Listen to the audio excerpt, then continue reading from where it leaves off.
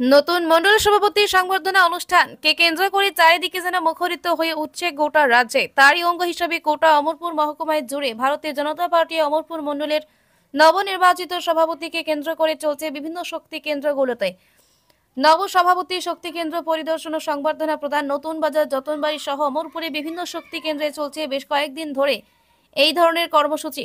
তাতে কর্মীদের মধ্যে উৎসাহ উদ্দীপনা লক্ষ্য করা যায়, আবার কোথাও কোথাও হাসি মুখে চাপা ব্যথাও লক্ষ্য করা যায়। নতুন বাজার এগ্রি রেগুলেটেড মার্কেট কমিটির তরফ থেকেও, নতুন বাজার মৎস্য সমবায় সমিতির পক্ষ থেকেও নবনির্বাচিত সভাপতিকে সংবর্ধনা জ্ঞাপন করা হয়।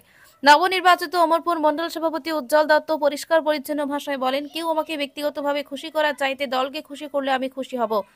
এদিকে রাজনৈতিক প্রবীণ ব্যক্তিদের বক্তব্য হচ্ছে, উজ্জ্বল দত্তকে বিচক্ষণ হতে হবে। অমরপুরে জনগণের স্বার্থে এটা একটা দুর্নীতিকে প্রশ্রয় দিলে হাজারো দুর্নীতির জন্ম হবে, সেই বিষয়টিকে মাথায় রেখে কাজ করতে হবে জনস্বার্থে উজ্জ্বল দত্তকে।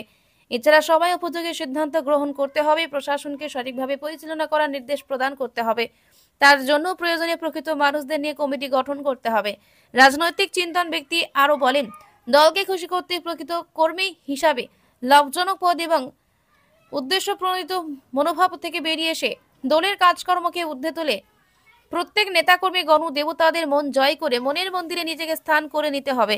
তার জন্য নিজেকে গ্রহণযোগ্য করে তুলতে হবে। এদিকে উজ্জ্বল দত্ত আরো বলেন, আগামী দিনে এই এলাকা থেকে নতুন বিধায়ক হিসেবে বিধানসভায় পাঠাতে পারলেই হবে আমার সম্মান এবং পার্টির সম্মান।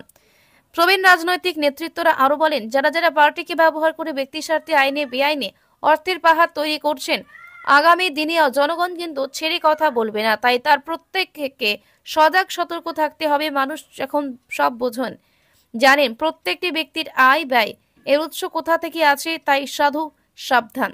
গোমতী জিএস নিউজের বিশেষ প্রতিবেদনটি ভালো লাগলে জনস্বার্থে নিরপেক্ষভাবে লাইক, কমেন্ট, শেয়ার করে প্রত্যেকটি দেখার সুযোগ করে দেওয়ার জন্য আন্তরিকভাবে অনুরোধ রইল।